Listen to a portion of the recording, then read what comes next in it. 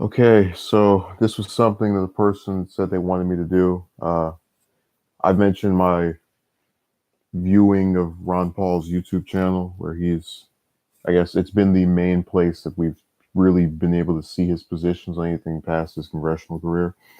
Um, and like I said before, this isn't an I hate type of channel or video because I've said prior to this that I think when he's talking about U.S. involvement in other countries, it's spot on. But there's a really weird thing that he likes to do when it comes to discussing these ideologies, and I guess I shouldn't call it weird because I've come to expect the people that identify as Republicans. But since there is an adverse kind of reaction by my own viewing people, where whenever I talk about something political, there's less of them that tend to come. I have two of his videos. I'm gonna at least two I'll do for the stream, and then if the person who's here, and then get some other people to come as well, I'll do the third one. It depends on how many you watch by that point.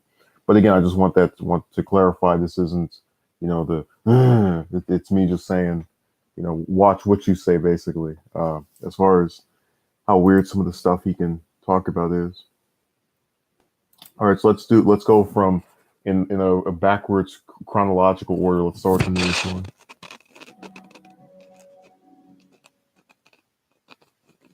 Hello, everybody, and thank you for tuning into the Liberty Report. With me today is Chris Rosini, our co-host. Chris, welcome to the program.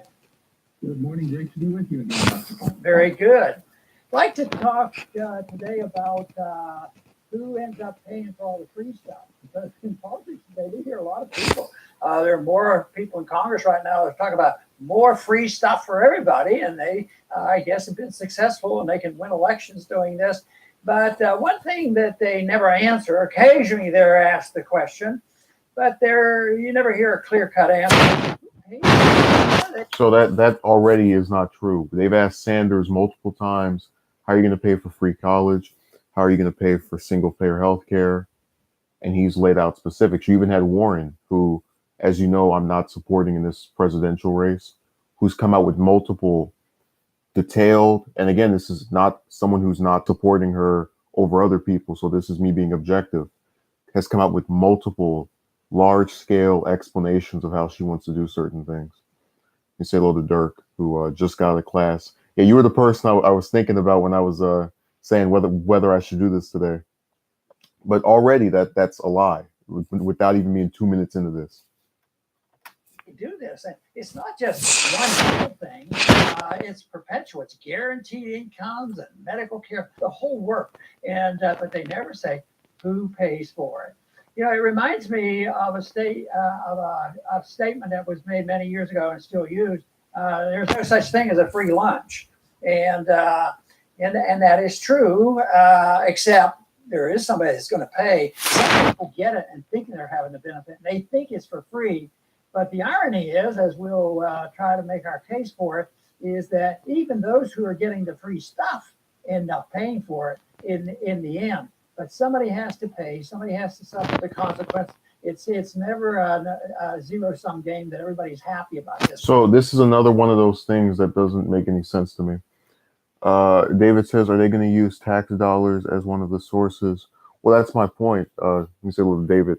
So when Sanders came out and said, we raise taxes, that's how you pay for single payer, all of these different conservative commentators, Republicans, even some Democrats started losing their minds. You can't win an election by saying you want to raise people's taxes. No, they instead want you to lie and say, oh, no, I have this other way of doing it. Then when you get in office, do the exact opposite of what you said before. But the point is, when Sanders, during his last presidential campaign, said, this is how you're going to pay for this, blah, blah, blah, blah, blah, they lost their minds. And he's over here saying, oh, well, no one explains how this will be financed. Like, douchebag, he elaborated when he ran for president. Dirk says, who's going to pay for it? Does he ask that when we have the military industrial complex? Not at all. And again, to his credit, he's anti-war, but I've never seen him talk about any of those ridiculous military budgets. We had the 717 billion one last year and the over 730 billion one this year, and not a single word came out of his mouth about, well, how is this going to be financed? Because it doesn't matter to him. Just to clarify, can both of you hear this okay? Because I'll try to turn it up if you have a problem with hearing it. So just let me know. It doesn't work like the marketplace. You know, the famous journalist, Austrian economist Henry Hazlitt had a pamphlet out, a booklet. It was called Instead of What. He spends his time making a point that you know, if you spend money or give money and make something look free, what would have happened if that money would have been distributed in the marketplace? Individuals spent the money, not the government delivering free goods and services to somebody. And he explained. So this quote already is stupid. We've been over the fact that we've had stagnant wages for 40 years, and that the economy, for all these people that love to, whack it off every time they want to praise Trump, is the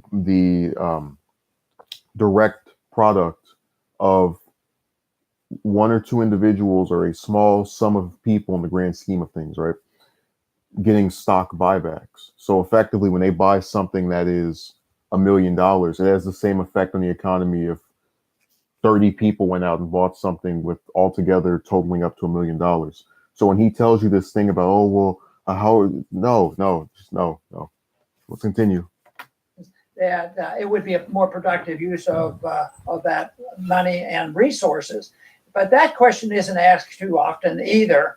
But that's an important reason why things are distorted and why early on, and when you're selling this bill of goods of free stuff, sure, it sounds good. And depending on the environment, how many people are going to take this? I mean, it sounds really good depending on this environment. We have $1.5 trillion student loan debt, again, stagnant wages for 40 years.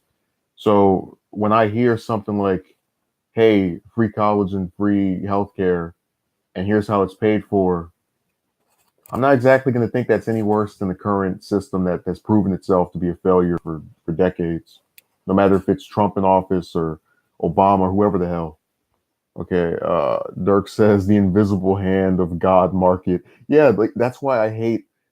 Like I told you before, there are a lot of Republicans I like when it comes to being against wars. But when you start seeing them on these social issues, they're just garbage, all around. Let's see, but meritocracy, my meritocracy, yeah. How much of a meritocracy was it when the current president inherited $1 million from his daddy? And again, I don't bring that stuff up to behoove, any of these people that do come from dynasties. But let's not pretend as if everyone else is well and good and there's no problems that need to be fixed for the overall grand scheme of things. I guess there is a temptation of human nature. It's pretty hard to turn down free stuff, but somebody makes a living out of giving stuff away for free and hiding the fact of who gets to pay for this. So, Chris, what do you think about this free stuff? Have you gotten any of it for yourself? Hey, before we get to his probably dumb comment, I'm just assuming, and he can prove me wrong when he answers. David says they had no problem using millions of dollars for shrimps on treadmill. No, I do not. I don't participate in it. But it's really exploiting human nature because all of us, we want things all day long, every day. And Wow. Did you not just hear that? He's accusing politicians who the primary thing they do outside of being in office is running for office, of exploiting human nature. What the hell do you think gets them elected? They appeal to the emotions of what they hope to be their constituent. Like he's literally saying, if you support this position, you're doing something, you're messing with human. Like they all do that. That's the whole point of running, to get in there and get people to think you care, and in a lot of cases lie. Right away and with as little effort and labor as possible. The question is, how are you going to get all the things that you want? Also, by the way, that they try to do this thing about poor people being lazy. This is actually one of the most productive generations. I'll explain this. So while the wages have been stagnant, the productivity of workers has increased. That's why I don't have sympathy for a lot of these people on top that try to tell you that everyone's lazy for wanting a higher wage. It's like, yeah, I'm so lazy. I want to go to work and do a job and get paid more for doing that job. Yeah. They love messing with human emotion, which has nothing to do with logic. Dirk says the working poor. Yeah, I told you it was like I think it's 43% of Americans that are homeless have jobs. But these idiots will still tell you, oh, if they just work a couple more years. Like, no, man. It's the horrible wages, whatever. Get it the peaceful, voluntary way with others, or the violent and involuntary way. And that's the area of expertise for the government. Now, you can get something for free. It's called charity. If somebody voluntarily gives you something, that's, you could consider that as free. But government is fake charity. They steal from one person and then give it to another and then claim that it's. Okay, so he's trying to like take shot at the redistribution of wealth, even though the whole point of taxes is that the people who earn the most should pay more because they have more money than the people at the bottom. And if the people at the bottom, for whatever reason, suddenly found themselves with more money, guess what would happen? They pay higher taxes. So again, he's trying to make a normal thing. And notice that language there. Oh, the hostile takeover. He said something about the violent takeover of the government. What? Yeah, man, libertarians and they're socialist fear mongering, man. They make the government out to be the biggest evil thing that ever walked the face of the earth. It's a little envoy. Oh, it looks like David already beat me to it. And Murray Rothbard once made a quip about it that, anybody could be conspicuously compassionate if somebody else is paying the cost of it. And that's what we have. Anything from government is not free. It's stolen goods that is wrapped in the word free. Right. And when this question is asked in the political arena today, sometimes it's said that, oh, we'll just tax the rich. We're going to put the taxes on the rich, and that's how we're going to redistribute this income. Sounds good. But, if you think about that, the rich seem to do pretty well. Even when there's tax reform to soak the rich, and everybody would say that they would like to be able to do it, but it's not quite so simple. Besides, all that free stuff couldn't be paid for by only taking it from the rich and the successful people. Okay, so this is another one of those comments that means nothing. So I've seen a couple of people do this before where they'll bring up single payer or the Green New Deal, whatever the hell, right? Some different progressive idea. And they'll say, oh, well, you can't pay for it by this because if you tax the people at the top, you won't have enough money. But they don't explain what the specific numbers are. Like he just said right here, this is not possible. In reference to what? In reference to single payer? In reference to Medicare for all? What the hell are you talking about? But he knows his audience is filled with so many fools that won't ask for any specific details of what he's trying to say that he can get away with it. Let's see. Dirk says, don't tax the rich. Give tax cuts to the rich because market. David says some of the rich people avoid taxes, though that's why they're rich. Exactly. I told you God, it's like, let them tell it and everyone just works hard and they suddenly become rich. We don't have rich people who crash the banks and stuff their pockets while those at the bottom had to pay for it, or in the year since have put their money in offshore bank accounts so they can get away with having 100 million and then lying and saying they only have 2 because it's all in other countries. Envoy says exactly. Tax write-offs and whatnot. Yeah, but again, what I just mentioned there, he won't tell you anything like that on here. From the people who are living off the government with special deals, that's different. But if you take it away from a productive society, then there's another cost that everybody suffers from. But the taxes will not be the answer. And that's what some of them talk about glibly. So what ends up most of the time is the government will pay for it. But then who's the government?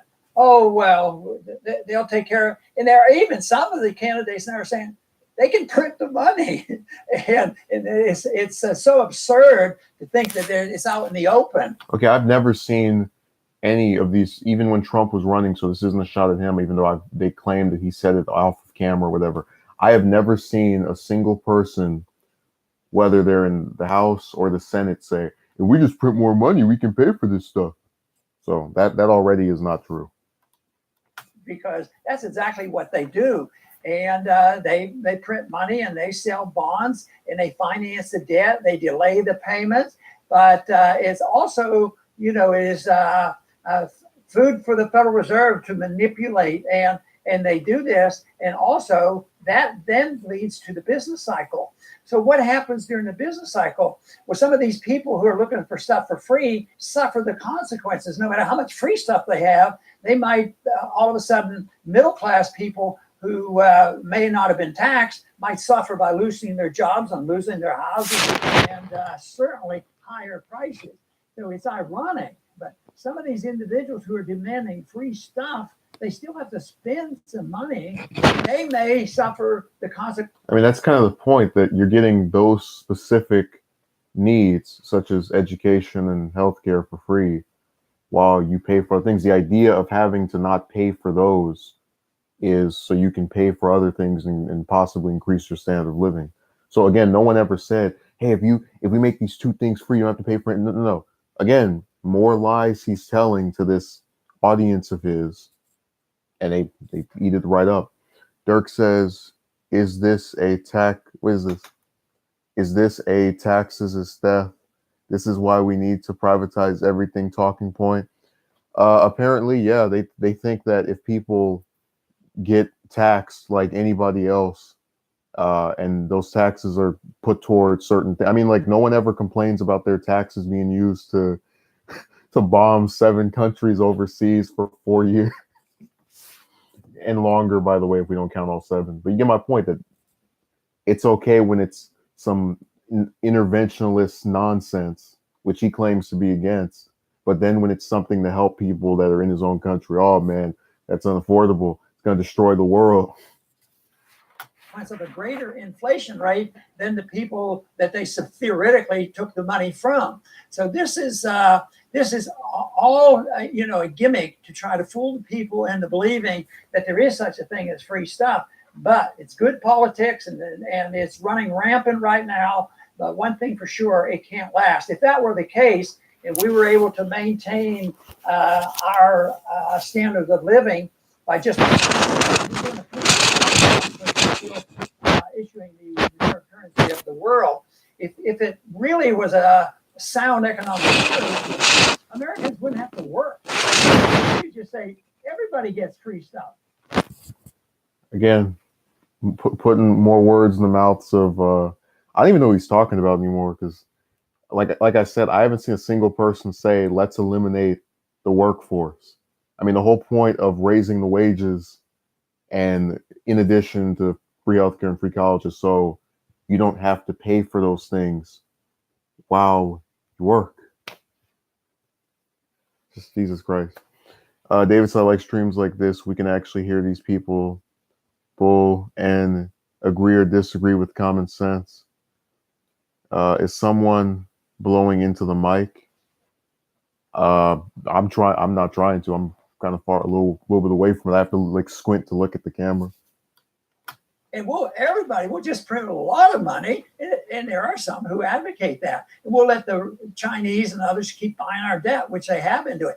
But eventually, that ends up, backfiring. Either they quit buying the debt, or the debt gets monetized, and then that causes the inflation and a business cycle which can't be handled. And instead of free stuff for poor people, there's a lot more poor people and not much free stuff around to pass out.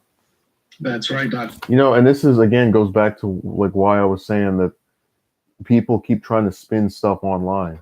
So he gives you this doomsday scenario about how if these ideas are implemented, it's going to result in worse than what we already have. It's like, dude, 76% of Americans already live paycheck to paycheck.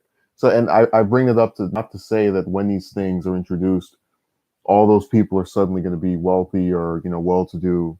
Not saying, although I do think they'd be benefited by those two particular proposals, is to suggest that the doomsday scenario is already here.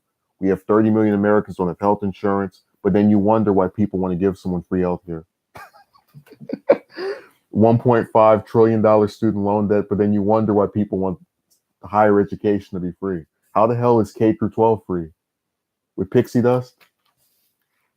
And earlier you mentioned the great Henry Hazlitt. And I recommend everyone watching this to look up Henry Hazlitt, read everything that you could get your hands on, but especially Economics in One Lesson, because he really drills home, the seen and the unseen. What is not seen? Now, I'm sure many of our viewers a few days ago wrote a nice big check to the federal government. Well, what's never considered is what would you have done with that money if you didn't have to flush it away to Washington? Could you have taken a vacation, bought a new car, maybe put some better food on your table, or bought a loan? None is ever considered. It never enters anybody's mind. What you could have done is, you're not even supposed to think about it. Instead, you write your check, all your labor that you worked for, it gets flushed away. You don't know what happens to it, and what you see that happened, you disagree with, and unfortunately, what could have been is gone as well. And a lot of times people don't realize that this redistribution of wealth by poor, it has to diminish liberties, and that is how they redistribute wealth, and also, contribute significantly. Oh, you can't hear anything? Let me make sure you can hear me. Oh, my uncle, what happened? Flush for the animated movie from 2000s. so can't. Man, he's over there trying to play tricks on me. I was just letting you hear his response because I'm getting confused. Like, he's talking about all of your labor is going to be washed away. I just sometimes my own responses feel like, and this is kind of why I don't argue back and forth. So like we just had the commentator doing right now. Because a lot of times I'll try to explain something, and when gone forever, just like my patience. That's the answer, Envoy. Toward the wealth maldistribution, because although it's designed to help the poor people and distribute wealth, the whole system of inflationism and all, creates this problem of the discrepancy between wealth distribution. But a lot of people don't think about it. But force has to be used to provide many of these services, and whether it's by price control. I mean, if you're going to give free medical care, who's going to pay for it? Well, I mean, we've already been over who would pay for it, so you get why these videos turn into basically it's them just kind of whacking each other off to this doomsday scenario they paint in their head. David says labor being washed away. Yeah, okay, just don't have robots take people's jobs. Well, like I said, this is a productive generation that has not seen their wages adjust to how many hours they're working, and to the amount of just, again, that's why whenever they try to make it seem like the people are evil and ruining everything, you already know who the true villains are here. Let's see, that guy is talking on just dig his own grave with that talking point. Oh, that guy just dug his own grave with that talking point.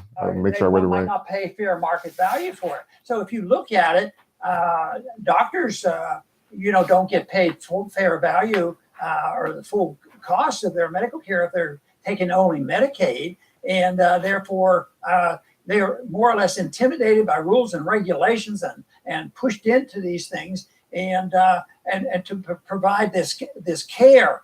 But to solve some of those problems, what also follows is there will be shortages. There will be an effort in the marketplace to put up prices if they're all forced to provide certain services for so many individuals. And right now, another thing that should annoy a lot of people is there's a lot of people coming into this country not through the legal means, and they're going to be recipients of. See, this is, again, you see why I don't like talking about immigration, like why I hate that topic so much. This is an economic discussion that he's supposed to be having with this person, and yet somehow they find a way to put their little nativist nonsense in here, as I like to call it, and start telling you that, oh, if you do anything that's supposed to benefit regular people and domestic Americans or just anyone who's here legally, whatever, then suddenly illegal immigrants will come and try to use, like, okay, well, let's play devil's advocate and say that's true, right? And that however many of them that come over here, which is never going to be anywhere near the size of the people who are here legally, right? But let's pretend that all of the illegal immigrants suddenly benefit from this program.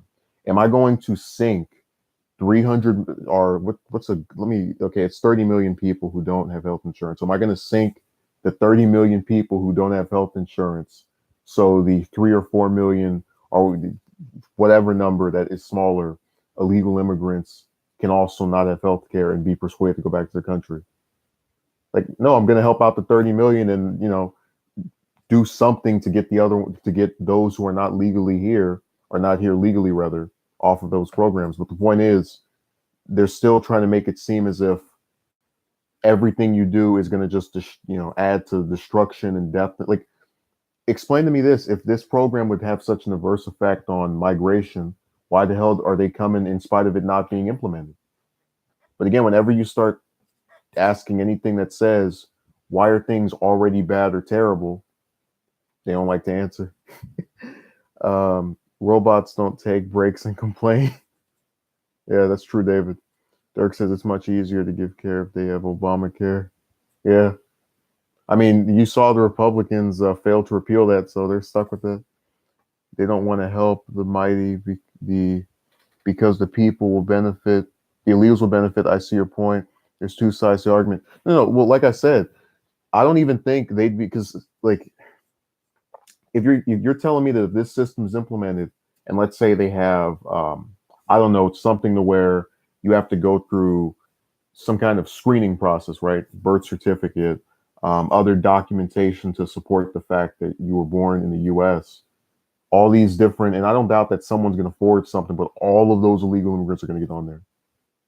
Yeah, I think so too, Dirk. But again, I'm trying to play devil's advocate because even if I'm dismissing this or arguing against it, see, I'm not like the person who came in the comment section where it's like, oh, everything you say is wrong. I'm not like that.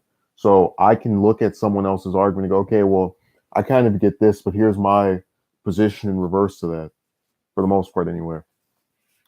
All this free stuff. And what is outrageous is some of them get moved up into the front of the line in front of the people, American citizen. Those who think that it's so neat to have government taking care of us in medicine.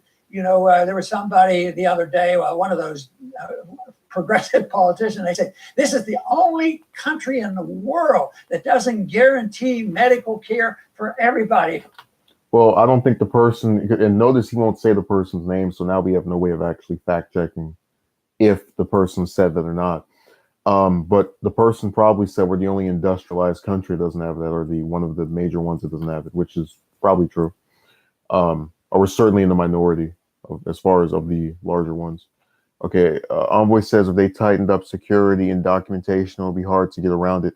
That's my point. But see, Envoy, you have to remember, and this is why I got rid of that person. We're not dealing with honest actors. These are people who, like, this is literally a troll video where they can't concede there are any problems that are going on, and they can't concede anything to the other side. That's not an objective person reviewing this stuff. David says we truly do live by the pyramid, huh? With upper class, middle class, lower class, then the rest. Yeah. Well, again, this is the new Red Scare. This and that, where people call, like they talk about involuntary celibates or whatever. Those are all the new Red Scares. I'm gonna do something on that too during the weekend. But this is another example here. From cradle to grave. Well, guaranteeing it is one thing. Getting it is another thing. Yeah, there might be a lot of countries around the world. I'll bet you, if you look at the poor countries, everybody has medical care, but the right, they're guaranteed it, but they don't end up getting it. Is the whole problem. If people are, enthusiastic about the government distributing medical care, they ought to visit the VA hospital. I've worked there, all the physicians. You know what I've noticed? He's spending a lot of time telling you why this can't work in the US, but he doesn't really tell you why it works in other places. Like, what exactly is so terrible about it when it's implemented in other countries? And remember, this man's son ran, I think it was maybe 2-3 months ago, maybe last year, flew to Canada to get surgery. You know why? Because even he has a senator who opposes single-payer health care and opposes government run, all this crap, knows that the U.S. system is horrible and that going to that other country would give him something better. Let's see. Dirk says, "Straw man, knock it down faster than you can hear what they are screaming for, screening for." So the citizens of the country have to suffer because of the evil people on the other side of the border. I understand immigration is a huge issue, and I see it from both political sides, but it seems like it's getting harder and harder to make it in America. Well, Envoy, my point is look, if any of these people actually cared about immigration, they would come together and try to pass some bill that both Democrats and Republicans liked, and that'd be the end of it. But instead, we're stuck with these clowns that take this topic and stick it in the stuff that has nothing to do with it. We're trying to have a discussion about healthcare and the supposed other free stuff that socialism brings, whatever the hell. And that has nothing to do with open borders and illegal immigrants getting on programs that no one tried to get them on in the first place. So it's just more, again, Red Scare. That's all this stuff is. Generally go through VA hospitals and just think of all the controversy in recent years. I don't hear so much in this past 6 months, a year, but all the lines, waiting in lines and poor care and not getting the services for the veterans that everybody agrees they should be taken care of. But that is government distribution of medical care. And they're no better. Just think of all the effort, unconstitutional effort of the federal government to run our schools and get everybody in this country deserves free education. And nobody, unless you go to a private school or homeschooling out of desperation to get away from the government school, go to a government school. It doesn't cost a cent. But there is a major cost for that. Indirectly, go up and ultimately, and now they're enticed to get it by a student loan. And now there's $1.2 trillion worth of debt. Yeah, that's true. Well, it's 1.5, but this is what I don't get. He admits this huge debt or brings it up, and then like the argument is still, oh no, things are good as they currently are. It's all right. Like, this is my point, that these are not legitimate arguments. It's just, let me try to make people afraid of something that they don't even know. Ron Straw Paul. Dirk. Dirk says in December he wanted to get that good nationalized free healthcare. Yeah, but that was Rand. I was just saying that his son did that, flew overseas to get Canadian healthcare for his surgery. Oh, but I got my education for free. Everybody thinks it's for free, but quality goes down. There is no doubt about it when that happens. The quality's already down. 30 million people have no health insurance. I mean, like, just think about how big that number is, right? My state has, there's like 38 million people here. So that would literally mean that a majority of people here would have no health care if they were all of those 30 million lived in this state alone, right? That's a larger population than most of the states. And like, this person's literally saying, hey, it will get worse. But what are your solutions to make it get better? There are none. So the part that I think is more annoying is what happens to a government-run school system. It's nothing more than an indoctrination. Oh yeah, I forgot. Libertarians hate the education department and basically anything that has to do with a standardized learning system. Like, I just remembered my mistake. That's why he opposes free school.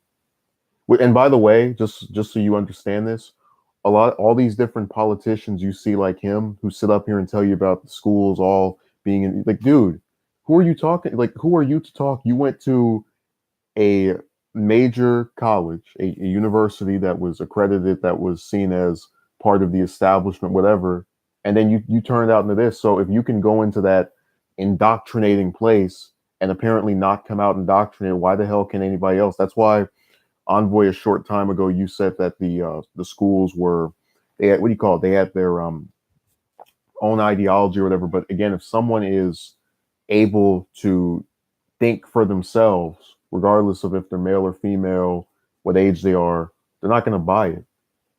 Is what I'm saying. And he's, playing that game. Like, and also, what the hell does the ideology of the teachers there have to do with getting a degree to become a lawyer or a doctor or anything else. Again, one thing jumps to another, all the talking points just hitting right back up. That is why by the time we finished 12 years, and most of our colleges now, they haven't learned anything about Henry Hazlitt and Austrian economics. They've all been taught, inflationism, Federal Reserveism, welfareism, and this is because we have a monopoly control of education. The founders give us a monopoly control of education from the federal level, and that is a horrible situation on how to educate people. And now we're starting to see the consequence of that. They say there's a lot of jobs out there, but our people aren't trained well enough. But we need more people to train because we don't train our people. I mean, when Trump brags about the lowest unemployment, even though I've told you before that's not an indicator of wealth, and people can be employed and earn $1 an hour, so that wouldn't actually tell you if the person's well off or not. It's literally saying that there are so many people in this horrible economic situation that are trying to get out of it by working all these menial jobs, and they get crapped on by this group of people who tell them that things are as good as they're ever going to get. Dirk says he should just stick to libertarian foreign policy. Yeah, when I watch that, I've got no complaints. The thing is, they usually kind of push their ideology onto students. For example, I've seen cases where a student believed there was two genders and refused to call it by their preferred pronoun. That student got dismissed from the class and I believe failed the class.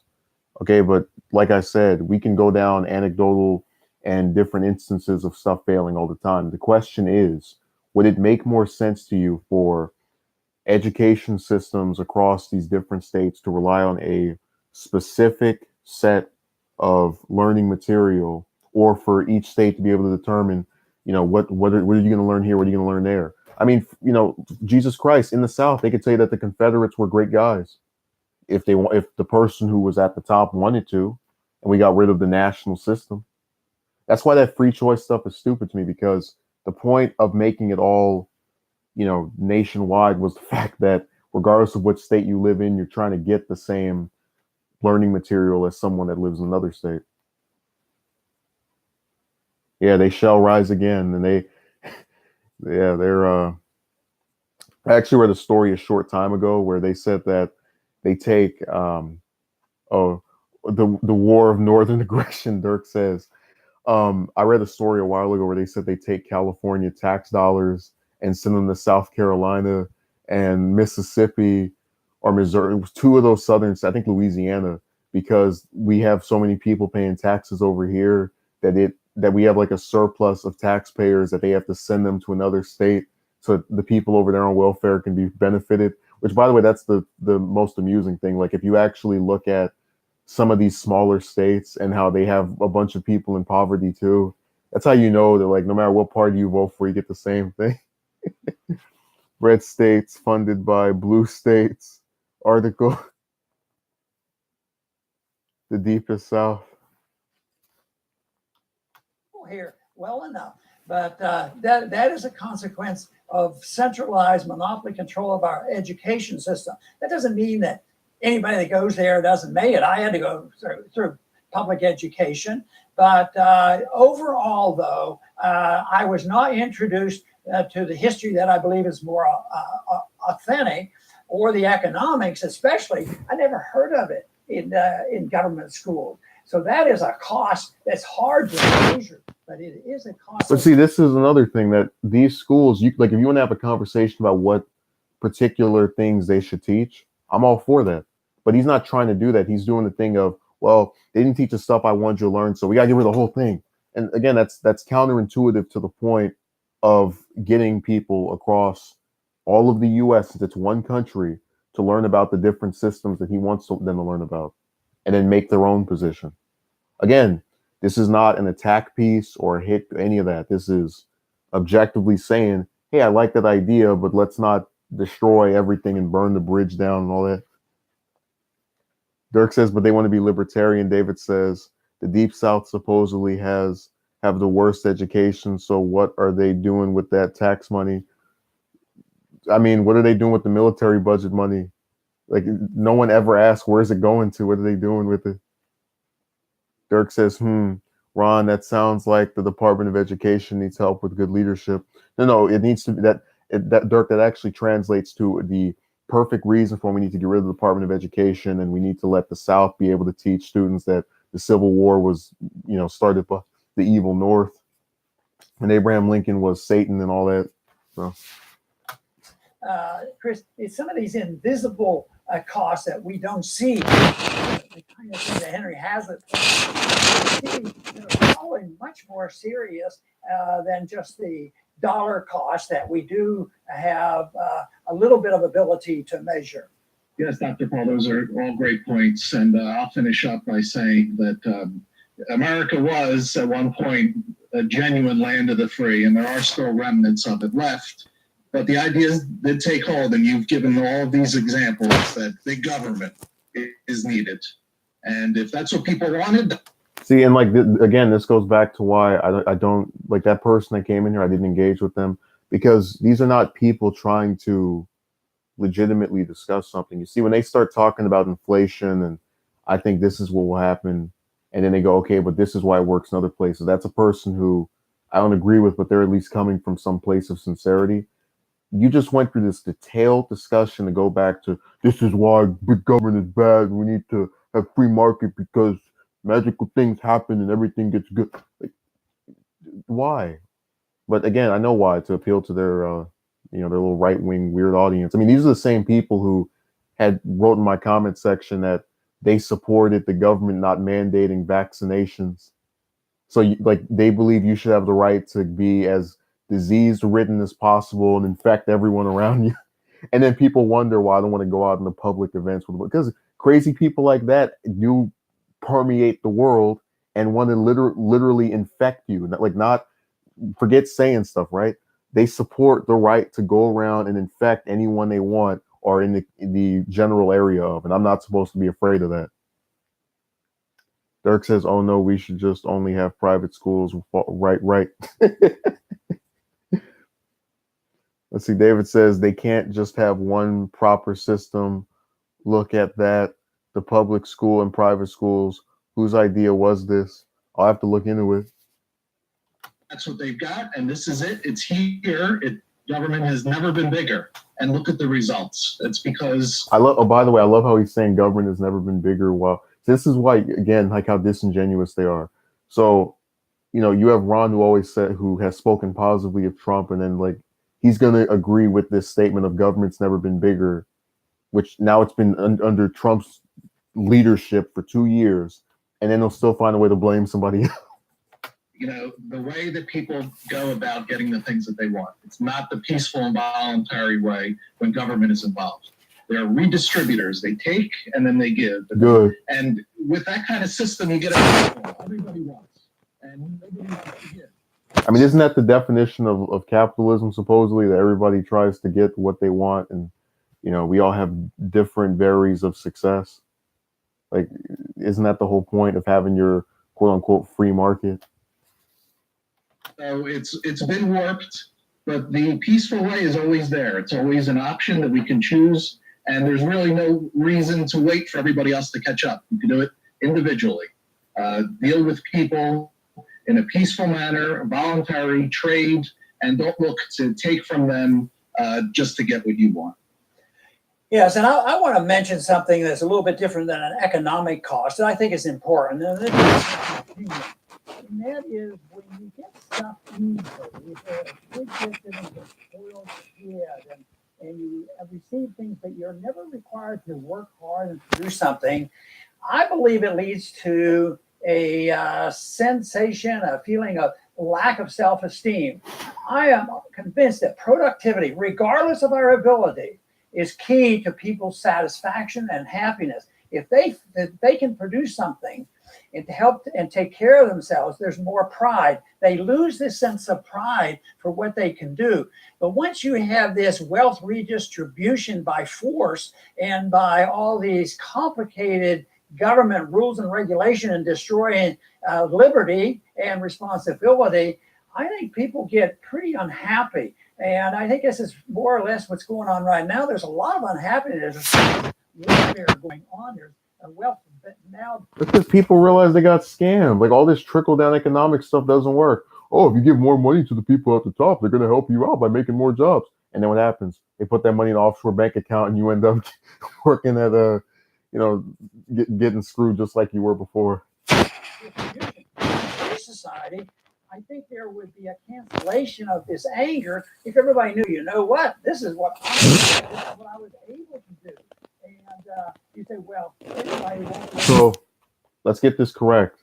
If we get free healthcare, you won't be able to work a job, and you also won't be able to, I don't know, do any stuff on YouTube or go out and fish or anything else that doesn't directly have to do with you trying to get an education or healthcare at some ridiculous cost. Let's see. David says they can't just have one proper system. Oh, okay, I reread that. I just want to make sure I'm not forgetting anything. You also won't get good care. Yeah, having nothing is better than something. And just like that commentary, they want us to live in the twilight zone. It's working. No, that is absolutely true. But the responsibility is for each and every one to maximize their efforts, to do what they can. And in a society that promises free stuff to everybody, believe me, you destroy that whole incentive. So this is one reason, for a personal reason, I think that a free society and free markets is so beneficial, because it develops self-esteem, but it also gives us the maximum amount of welfare for the middle class and the poor. This is what they don't believe. People believe you have to use force and inflation and debt and all these things to make it a fair world. They are completely wrong on that. We want justice under this system, but we want people to be rewarded for being able and willing to take care of themselves. So that is a little difficult to measure, but on the economic laws and the rules and the consequences, much of what we have already talked about, very, very real. And people should just study economics and come to understand that there is no such thing as a free lunch. Quickly, I want to get flagged for using the music. Holy hell, thank God it's over. Or I promised I'd do a second one. I didn't expect so many different pauses and interruptions. So let me get to this. This is the one that has, if you go on his channel, it has a picture of Bernie and AOC next to each other. I think it was the first time that it was like this interview they did a couple months ago before she actually won her seat in the House. I was like, wow, he's jumping on the AOC train. And actually the third video I have, which is, her first speech to Congress or whatever, that he did a whole thing about for no reason. I have that in there too, if anyone wants to see it, but I'll do this one next.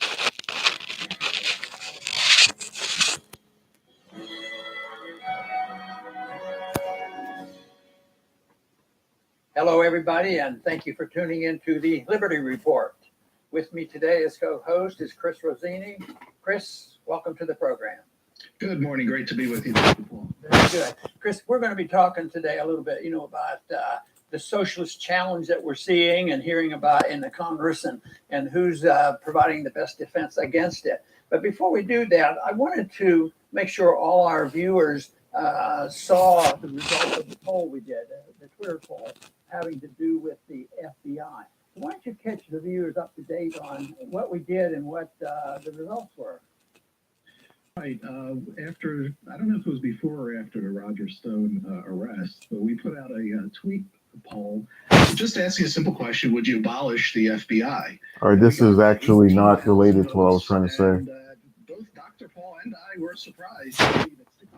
Oh man, David, this stuff is torture to my ears.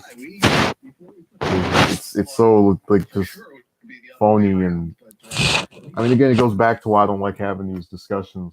Again, that person that came in here didn't say nothing to it. Again, they were just yanked. That was it. Yeah, and I think that was before that magnificent FBI. And I turned this down because again, we're waiting to get to the part where the new Red Scare. Right, I didn't think there'd be that many people skeptical of the FBI. So that's that healthy. But also, I guess we have to concede that there may have been some of our friends that voted, but that means that. I don't know why they there's couldn't just do a 2,000 separate in video voting, about and I this. see others permit them sometime when they have a lot less people voting. But anyway, I wanted to make that point that people. Also, you notice how all they ever do is talk about abolishing something, like abolish the FBI, abolish the Energy Department, abolish the Education Department, abolish EPA regularly. Damn, why don't you make something? How well Here we go. Republicans doing in defending free market delivery of medical care and free markets in general against those avowed socialists that have taken over the news media. There's not a ton of them in Congress. There's a lot of sympathy, but the young people that have gone to Congress now, So already socialists stupid. and He says that they've taken over the media, even though it's the media. Like we brought up the fact that they cover AOC on Fox. I think it was they said her name 3,000 times in like 6 weeks. She didn't make them do that. They could have said my name or Dirk's name or Trump's name or anyone else's name, but they chose to just keep talking about her.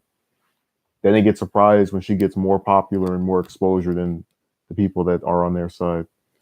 Dirk says, "Do you think that actual socialists are mad that social Dems are taking their label?" Probably not. I couldn't imagine. It's just I really do hate this kind of stuff because it's not a legitimate discussion. It's just let me make you afraid of the other side, and then let's see what happens. That and there was a time when one person would declare and win election to Congress by running on a socialist ticket. So I'm interested in getting people to think about how do we best defend our position on liberty under these circumstances. And the little bit I've watched on television on the conservative stations, I haven't been too impressed because it doesn't seem like they distinguish between what we have and what free markets might do in their defense, of free markets and of capitalism. And I think hopefully we can contribute something to this debate and evolve. I mean, the debate is literally just these people are bad because they want to give you free stuff which doesn't exist. And I retort, but this is why you need these things to be free because these other things cost so damn much and it just adds all up together. And then you ask, how do you pay for it? I say, how?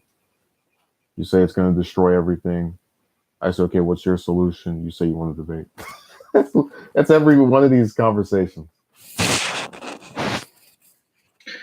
Yes, and the first is to correctly identify where we are right now because most people they're boxing against shadows. This week, I heard Elizabeth Warren say, what I believe is capitalism with serious rules. And it struck me so hard because she realized where we are today. There has never been a bigger government than the U.S. federal government ever in history. And it's all currently being run by a Republican hero, according to his. I think it's a 93% approval rating with Republicans. President Trump. I love that irony. It's so great. They keep telling you it's government's so big, it's massive, it's huge, it's everywhere. It's under your guy for 2 years now. So you can't say, oh, well, he just got it. No. David says free stuff means less money for them and more corruption with the so-called upperclassmen. Yeah, man, they're over there singing Kumbaya and then surprised that we don't buy what they're saying. It's like, dude, like I told that person that was in the comment section, yesterday or the day before that, no one on here is going to stop or rather say something, whether it's in a video or in that chat room, that overrides what I see on a daily basis. I, for example, am not hungry, nor am I poor, but I still see this with recurrence. And it's not just happening in California. You can't throw the evil Democrats. It's online, and you can see it in southern states. And that tells you there is a systemic problem that both parties together, whether you have one or the other in office, have not been able to solve. Instead of having a discussion that's about addressing that problem, you get stuck with debates about ideologies and whatnot, and then people who have to deal with the remnants of living this rigged, horrible system day after day say, okay, well, this is stupid. Let me hear about the other thing, and then they get surprised when suddenly, and I hate these terms, but socialism seems appealing to some other people. It's like, dude, they already experienced the wonders of capitalism, and they were left in a little crappy house working a job for 40 hours a week and then still getting, barely affording your place. The Federal Register has 60,000 pages of fine print and regulations. People have problems, and we have problems too, with the financial industry. But the last I checked, there are 40,000 financial regulations out there.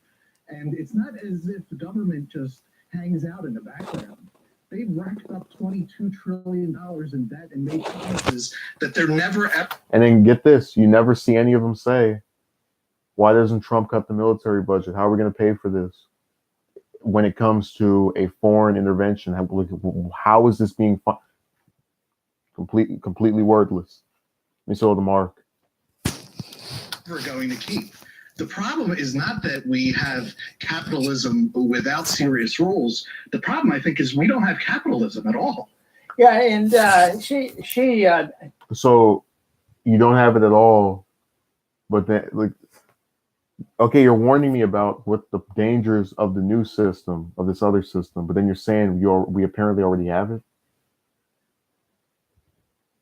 It's almost like this is why these arguments are disingenuous. They're blaming a system that beforehand they were warning would be so horrible, but then saying the one that apparently is so good and great that we have seemingly are living under currently is hampered. But they don't. What is this? Marx says, to be fair, capitalism is a bit of a joke. Yeah, but it's double speak where I'm hearing about how horrible what's currently going on is, but then they're telling us about how horrible or worse things would be if we implemented something else. They can't pick and choose if it's good now and it'll suck later, or if it sucks now and it'll keep sucking or get suckier or whatever. She did this by, I think, softening her stand about antagonism toward capitalism. Yeah, capitalism's okay if we have more rules to regulate it. It made me think when I heard that comment by her on what generally occurs with the Federal Reserve. In conservatives and the system of government we have today, carbon capitalism, they don't talk about the Federal Reserve and they endorse it.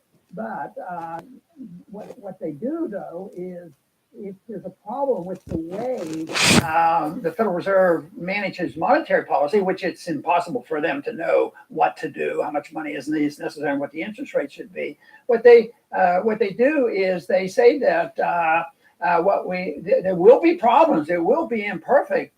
We need more rules and regulations. If you look back, all right, David says these people are paranoid, always worrying about someone threatening the U.S. This wouldn't have happened if they just stopped invading other countries to begin with.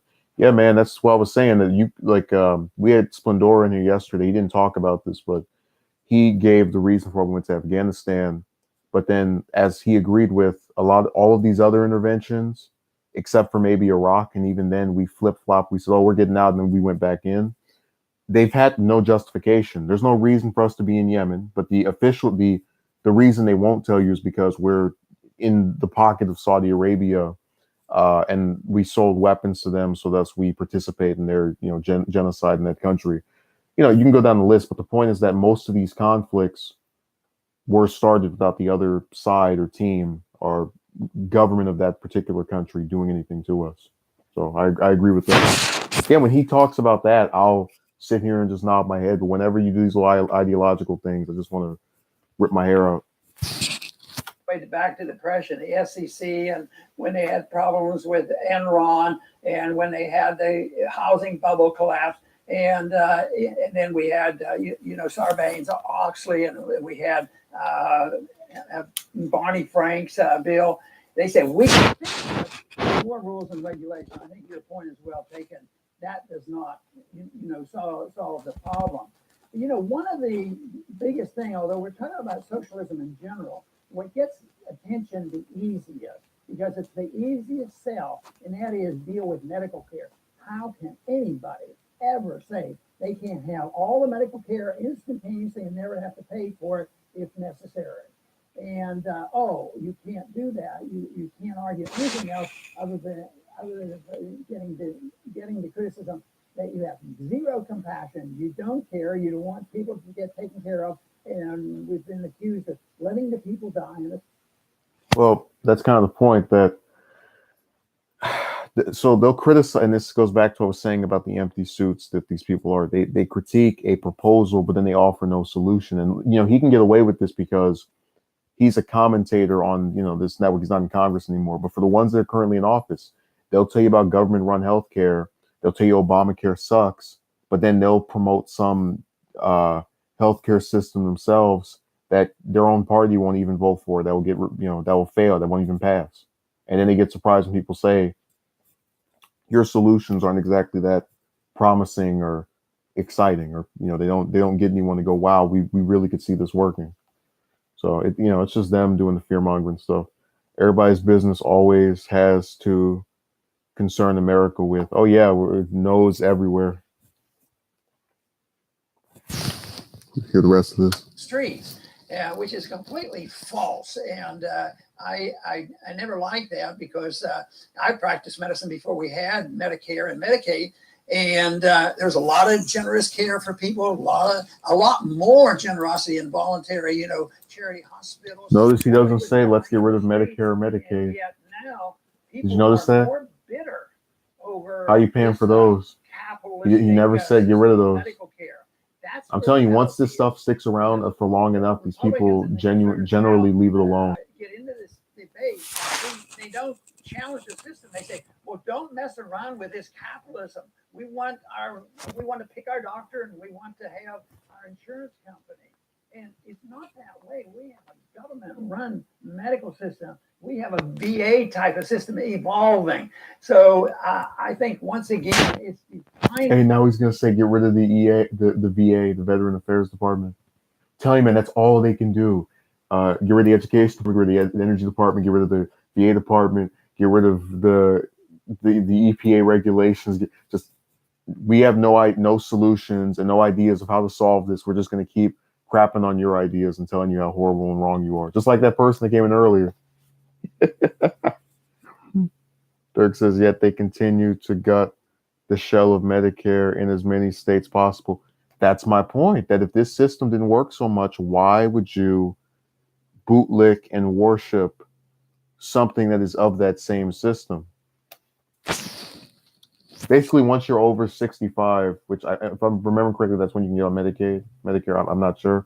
But whenever you're able to get on there, they leave you alone. Now they won't tell you how horrible your health care is. Now it's going to destroy the economy and whatnot. They will try to cut it, but they won't win because people will literally get pissed at them and lose their minds. What we have to make the difference, because as long as the people who want to challenge the socialists say that they want to defend the system we have, and when I get into debates like this, I tend to say, you're right. You're right. This is a mess. Poor people aren't getting good medical care. It's very expensive. We have corporatism is what we have. We have the big corporations running things. It has nothing to do with free market capitalism. And it costs a lot of money. It's very, very expensive. And what we have to do is challenge what we have. I agree with the socialists. It's not a good system, but not go along with more of what we have. What we have to do is show that there is another alternative, and that's free market.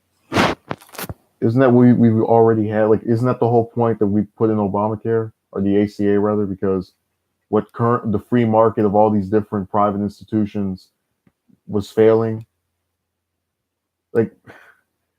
Let's keep using what has already shown itself to not work, and then hope for something different this time. I see why so many people are religious. They trick themselves into thinking if you just do the same thing over and over again, it'll just somehow get better. All right, Dirk says free market capitalism made their corporate healthcare system run. It's like he is brain deaf. It's like, yeah, this is the system that we had for literally centuries, and it failed, and that's why we had this major, what people call a major healthcare law. And obviously, I don't agree. It's not my favorite, but it's still better than having nothing, which is what we have now. Now he's literally saying, let's go back to the period of nothing, except if you're over 65 and can get on Medicaid. That's right, Dr. Paul. And there's a reason Republicans are so weak against the socialists because, I hate to say it, Republicans are closet socialists themselves. They may not want to admit it, but if they support the military empire that is socialized destruction all over the world, they definitely support the Federal Reserve. That's a socialized monetary system. They specifically say they won't touch Medicare, Social Security. So Republicans are very weak. They use rhetoric. They appeal to the people that still have a sense out there for limited and small government, but it's all just talk. Once they get into office. If you didn't hear that was crazy. Everything's socialist. So David, you can't comment anymore. Otherwise, you're participating in a socialized top chat. No one else should be able to watch this. Otherwise, you're watching a socialist stream. He was throwing that word around like it was candy. Oh my God. The Republicans are really socialist themselves because they support the military industrial. Like the socialists that are in that picture on this video, right? The one with Bernie, and they literally don't even support that. So it's like, if you oppose it, you're a socialist because of your views and other things. Then if you support it, that makes you a socialist too. Oh my God, man! That's what I'm saying. Like, is this real? Like, am I watching? I should have done this stream on April 1st instead of that. Like, why I won't vote for Bernie stream. We should have done this one. This stuff is a joke. David says the corporations are connected to the government because everything goes through the government. So why can't these people just do the proper checks and balances? All lies spewing from their mouths. Dirk says, "Damned if you ever have an opinion." David says, "Wow, these people." You can't comment in here. That's the socialized chat. They out-Democrat the Democrats. And I think the young people may even see they prefer the honesty. The Democrats are in your face and will tell you that we are socialists. Republicans, they dance around, and they really are not much different. Yes, and I want to... finally said something I agree with. The two parties are not much different. I agree. Told you, this was not a I hate stream. This is a objective analysis of the things that are coming out of these people's mouths. He just said something I agree with. They're not much different. Now we're saying that on two different fronts because I named some policy differences between the people in the picture and then the people that were in there. Top chat, live chat. But I don't get that joke, Dirk. You said live chat settings, top chat. What, you want me to change it to top chat? I just want to make sure. I'm not noticing any comments or anything I didn't answer before. So I'm clarifying. Refresh our memory about how they pass a prescription drug program because it makes that point. And that was passed with the vote that took the longest vote that I ever witnessed, maybe even in the history of Congress, especially for me. It went hours and hours and hours. The vote came like at 10:30, 11 o'clock at night and went to 3 in the morning, twisting arms and breaking arms and doing everything, threats. And it was really, really a bitter struggle to get that one vote over to pass it with a very, very narrow majority. Prescription drug program, who wrote the bill? The drug companies. And so the liberals and the socialists have a point, but they don't make it point that way. They use it as an excuse and say, well, it isn't good. They use what's happening now as the reason to go another step towards socialism, a one payment system. But they don't say, well, these rules are written by insurance companies. They're written by the drug companies, the health management companies. It's financed through debt and inflation. All these things in gross distortion. And Jesus Christ. Okay, David says live chat is better than just commenting. I guess I agree with it to an extent, but like I said, only people who comment on my stuff for the most part are just, like what we had over there, the the McCarthyist. Dirk says probably better out. YouTube does tend to censor and edit messages when not in live chat. They do that here too, where you swear and then it like holds restricts your thing. And I don't even have that setting on there, and they put that on there for me. They're like, "Oh, we know you feel this way." It's like, yeah, you read my mind. And that's why I don't think we can win the fight against the socialists. Oh, we won. We did it. We pulled it off. Hooray. On the humanitarian instincts, unless we clarify that and show that that they can't just lie about this and get away with it and say it is bad. But I don't think it works when you say it's not so bad. I mean, we still have capitalism. We still have drug companies. I heard some people the other day say, "What they're talking about getting rid of our insurance companies." Well, this is not insurance. I mean, even insurance. There's some things insurance companies don't like. They have to have rules and regulations and prior conditions, and they set prices. Ultimately, it totally fails. And yet, the socialists are going to use this to move it. You hear it all the time. One party say, one payment system, and that, of course, is much more closer to total socialism. But they use medicine because people can get sympathetic. They're more compassionate. They think it's a humanitarian, but it is humanitarian. 30 million people don't have health insurance in the U.S. Also, I really like how at the beginning of this particular video, and I'll read your comment in a moment, Dirk, but what I thought was really funny is that he says at the beginning, it's only a couple of people in Congress who are socialists, right? Like referring to obviously AOC, probably Ilhan Omar, just like the usual standard picks, right? But then it's like, if it's only a couple of people, which already sounds like you're trying to downplay it, right? Why the hell do you need to do like a whole segment on how horrible and terrible all this stuff? Like you're really cementing the fact that in spite of it just being a couple of people who are in there that are really serious about this stuff, they're having a way bigger impact than just being a few people. Just like that person that came in here. It's like, I always say I only get a couple people in my chat, and then I get one of those, like, wow, I must be, my position must be more important than I thought it was for someone who doesn't agree with it to show up and try to argue against it. So it's all good. Dirk says, congratulations, Ron, for your profound analysis of both parties being against the working poor. One more up front than the other. Yeah, good job.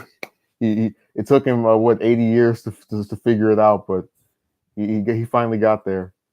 Like I said, I always respect the fact that he didn't endorse Romney after he lost to him and said he was just like Obama. That was absolutely accurate. I call it a gateway drug for socialism, because you work on medicine and you can get your foot in the door and say, see how all these wonderful things are that we do, and yet it isn't true.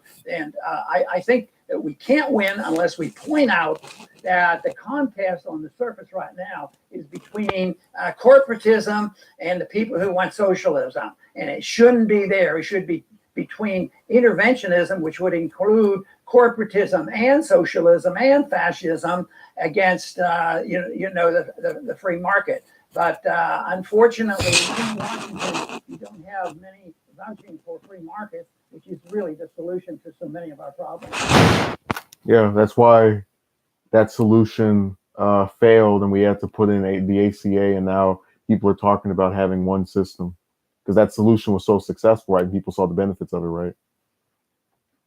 That's why. David says, agree. At Dirk, I guess this goes with choosing lesser evil of the two. I mean, like I said, and I know you're not talking to me, but my point was that all this stuff they're telling you about how single payer and all like, look, is it a flawed system? Of course, but is it better than what we currently have? Hell yes. No question about it. And this is kind of my point, that none of us are striving toward some perfect way of doing things. It's just simply saying, okay, well, we tried to give a free market, and these companies price gouged, regular people who were just looking for prescription drugs at a certain price or surgeries and whatnot.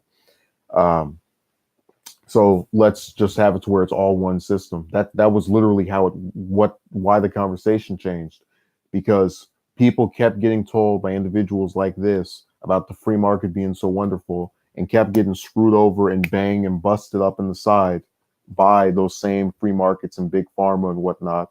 And so, okay, well, screw this. I'm going to support one system. That's how they moved. So, like that's why there's so much support for this idea. Yeah, you saw people who go, I don't want to pay higher taxes, but eventually enough people will get sick of this system, this free market, private insurance, let's price gouge you system to where they go, okay, screw this, I'm done. Right. Dr. Paul, on a bright note, I believe that people that have that burning flame of liberty in them, I think the opportunity is coming for us because these socialists, they're going for broke, literally. Think about these ideas that they're putting out of 70% taxes, 77% estate taxes. Okay, I haven't seen anyone talk about a 77% estate tax. They're talking about AOC with the 70% tax rate. Which was under Eisenhower. So I guess he was a socialist too. And it's really funny because, like I said, they said at the beginning of this, it's only a couple of socialists in Congress, but then that one person brought that up, and you just made it to where now she's like this. She says this thing, and now that's everybody basically. Like that's what I'm saying. They overinflate how significant she is, and then by doing that, make her a bigger thing. Dirk says, I like how he slipped in free market as the answer to all our problems, like the libertarian he is. They are going to make us broke. People mind change like the weather. Mark says people's mind change like the weather. No, Dirk, that's how it that's why it feels like a cartoon, because there's no evolution or evolving. Like I told you, I can go through multiple positions I've had that have shifted in the last couple of years. And with these people, it's literally just everything must be this way, or, the world is over. And then we come back in 2 years and it's the exact same thing. So that's how these people are full of it. They start with the wealthy to sell it, but they don't end with the wealthy. So they're going for broke. This is a time to speak the truth to everyone. There was a time when Dr. Paul would say that the founders never imagined Americans paying 50% of their income. Well, they went right past 50%. They're closing in on 80. So the time is to tell the truth to people, because capitalism, free. I wish she would tell the truth of why she said 70% marginal tax rate. Like, that's why these people are stupid, because they told them, hey, look, this doesn't mean we're taking 70% of your money as you try to fearmonger and get people to think that are stupid. It's about people who have millions of dollars and are in the bottom 30% of people being able to get, starting at whatever the high price of millions of dollars, suddenly their sum would then be taxed at that rate. So basically, most people won't even be affected by the system she's talking about. But again, more fear-mongering. Red Scare goes on forever. Dirk says, and yes, AOC obviously wants to tax everyone 70% of every cent made. She totally doesn't say that it would be top marginal tax rate. Nice one, friend of Ron Strawman. Oh yeah, they're talking about your girlfriend. And the socialists, they're ready to pull the plug, but they don't have to. People stand up, speak the truth, and perhaps liberty could shine again. What the hell does that even mean? They try to. Perhaps liberty can shine again. Can you explain what liberty like? God, the free market, this capitalism stuff is so obnoxious. People just keep using all these terms and don't even explain what the hell they're talking about. Paying for this, but they do admit that they have to do something about it. So you tax the rich, tax the very, very wealthy, and you're going to collect it. So they're coming up short. There's a report just out that 63 out of the 75 largest cities in this country are really bankrupt. They can't pay the bills, their contingency funds, the pensions, and the medical bills, the whole work. So the country is really bankrupt. And so that's why, in spite of the fact that they say, oh, it's okay, it's not there's no problems with it, but we just need to tax people more. So what they're doing now, of course, is they're going to tax the rich. But the truth is, whatever they do, even if they continue to do this, you cannot take the tax burden away from the middle class. And you say, oh, no, they don't. Half of the population, they don't pay any income tax. But ultimately, they pay the price. because there won't be enough money to collect from the people who are working. And therefore, they will print up the money. And then you will have inflation. You will have the recessions. You'll have something worse than we had in '08 and '09, where the people lost their jobs and lost their homes and lost their mortgages and all these things. So in '08 and '09, prior to the socialist Obamacare takeover and the socialist push for single payer. So in that free market system, that's when people lost their homes and houses. Just like Dirk said, the invisible hand will work its magic.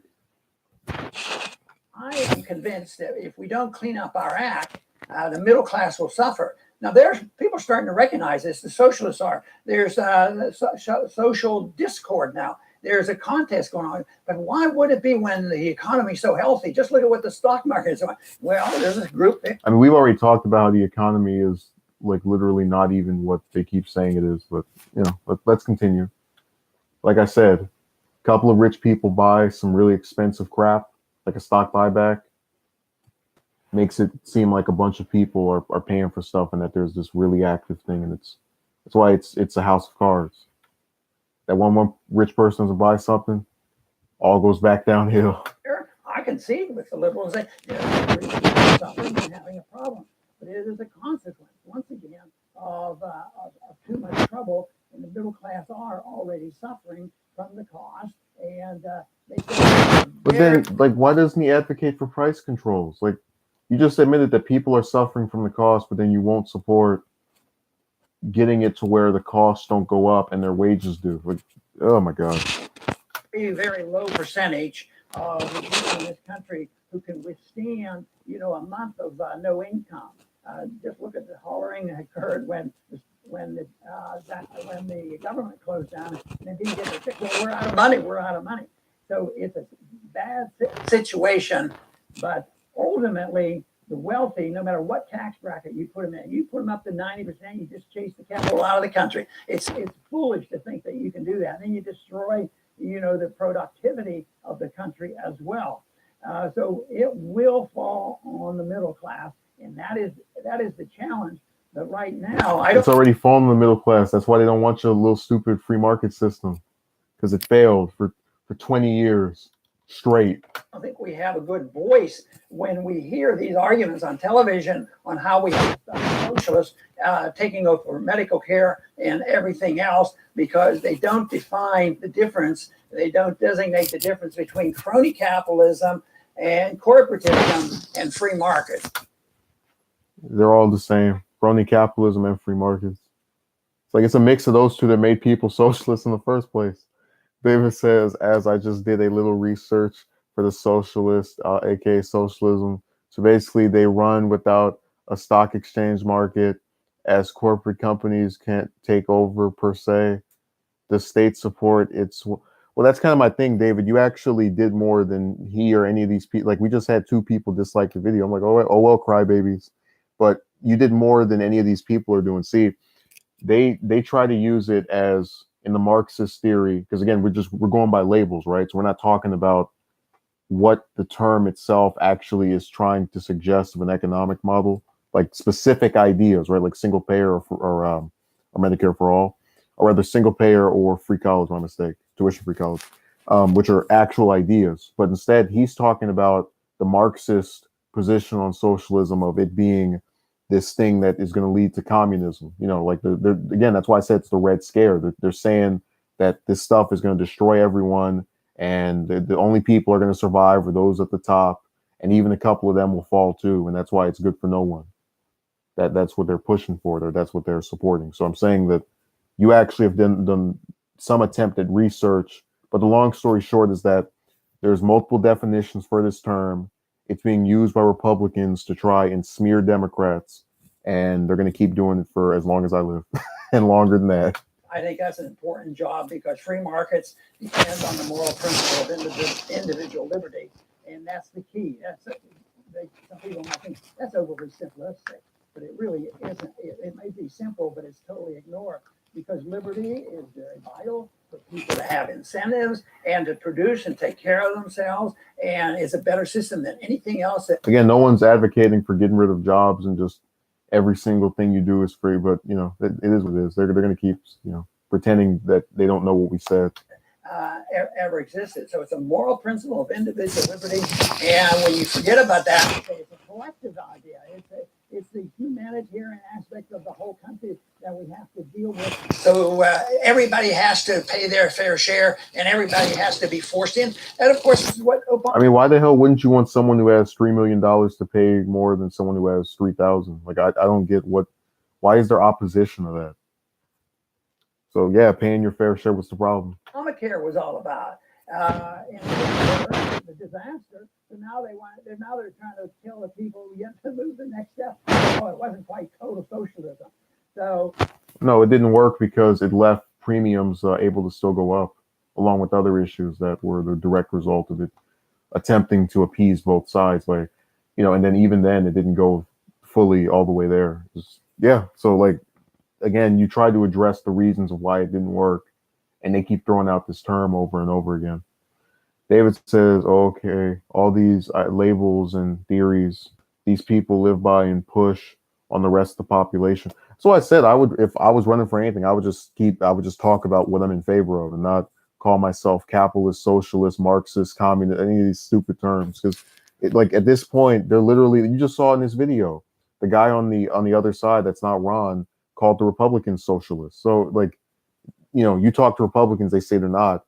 That's my point, that they're just using these terms to attack someone with versus actually to identify a type of ideology or to discuss their positions. So it is what it is. But we have to make the debate crystal clear, because there's a... And we can make the debate crystal clear by saying terms that mean nothing. Big difference between authoritarianism and liberty. And this program that we put on is dedicated to the cause of liberty, and fully believing strongly that that is the road to peace and prosperity. I want to thank everybody for tuning in today to the Liberty Report. Please come back soon. I'll come back for the anti-war stuff. Any more of that old Red Scare fear-mongering? I'm good. Dirk says the talking point of they want real capitalists, they're basically socialists. Yeah, I don't understand what the point of any of this is, because it's like his audience will sit there and be lockstep in getting out of these foreign conflicts, which are promoted by Republican neocons as being in the pursuit of liberty, right? We're gonna liberate Venezuela of its evil, tyrannical regime. And then like, you guys are the same ones who support having your own civilians not be able to afford healthcare or have a living wage or be able to afford going to school. You know, we can go down the list. Like they're two different theories. So in response to the, and again, like I said, it always weirds me out when you have a video that you expect not to get that much views, and then it gets like people actually like, you know, rage quitting on it. We're going to do it like this. Play our outro, our beautiful music. So in conclusion, I support single-payer healthcare, free college, ending the wars, and I'm glad that Ron supports ending the wars. But these last two videos were just him throwing around a term that means nothing. So I'm going to continue to say that his arguments were stupid, and if you don't like it, you can suck a dick, go fuck yourself, fuck your mama, fuck your daddy, fuck your whole generation. Go jump off a bridge, go buy you a ticket, fly to Japan, and lick that old bitch's pussy. If it means that much to you, faggot, shut the fuck up. No one cares. have a good day.